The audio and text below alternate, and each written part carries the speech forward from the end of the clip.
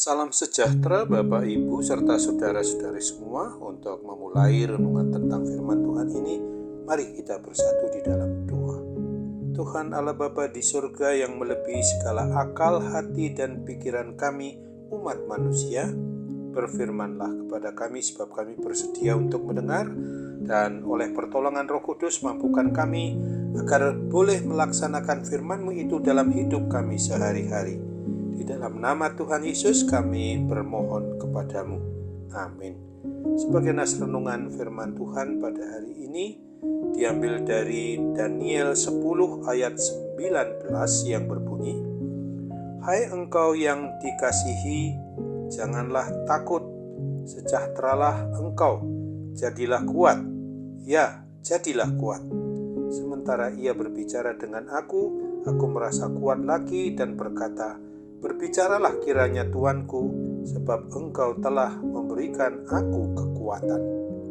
Sebagai tema yang diangkat dari nas renungan kita ini adalah umat manusia sangat dikasihi Sang Penciptanya. Tuhan Allah adalah tempat perlindungan bagi umatnya dan penakluk bangsa-bangsa. Allah memerintah atas bala tentara surga, roh-roh yang memerangi kekuatan jahat yang tak terbilang, yang mengancam kita. Namun banyak orang-orang yang bertanya-tanya, apakah malaikat itu benar-benar ada? Apa yang dikatakan Alkitab mengenai mereka? Allah menunjukkan kepada kita kuasanya bukan hanya melalui campur tangannya secara pribadi, tetapi juga dengan mengutus anggota-anggota bala tentara surga, yaitu para malaikat-malaikatnya, untuk memberikan kita kuasa, penghiburan, atau menguatkan kita di dalam perjalanan panjang kita di muka bumi ini. Orang tidak selalu dapat mengenal malaikat-malaikat itu karena mereka mempunyai kemampuan untuk tampak seperti manusia biasa. Mungkin dari antara kita pernah menjamu malaikat tanpa menyadarinya. Ibrani 13 ayat 2. Di dalam perikop ini seorang malaikat menguatkan Daniel setelah ia mengenali tamu surgawinya itu.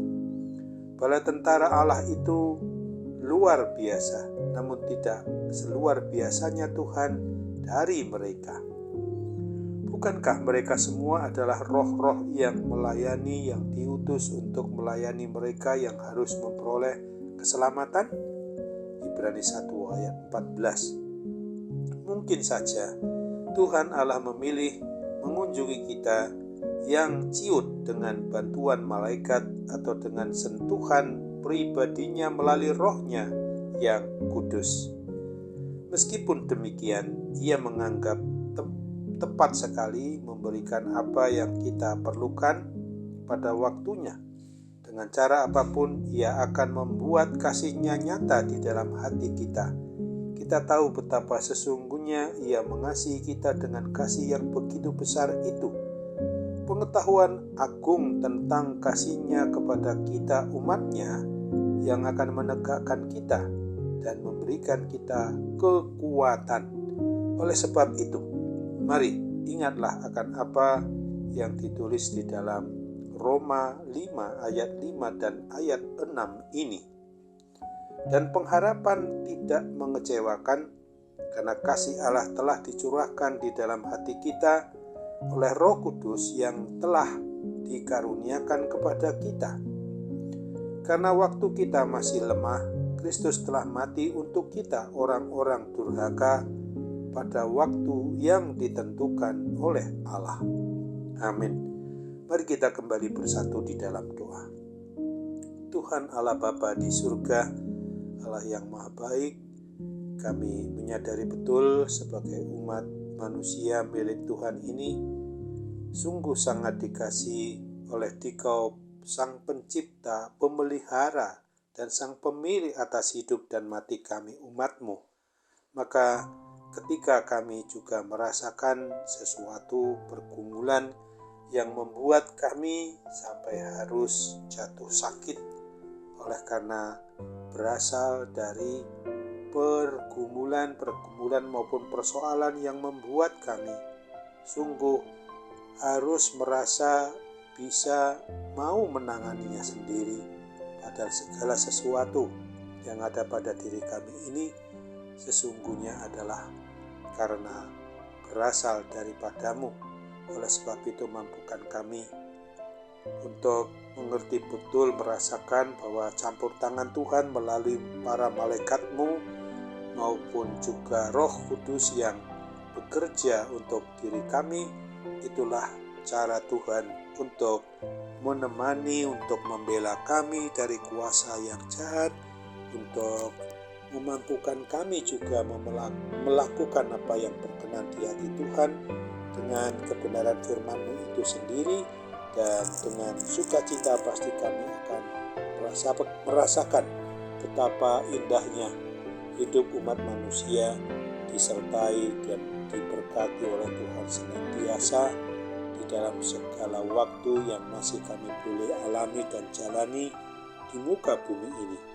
Oleh sebab itu Bapa, kiranya Roh Kudus juga menuntun kami untuk tetap berada pada situasi di mana ketika kami mengalami gangguan kesehatan, sakit penyakit sekarang sedang berada pada tubuh kami ini.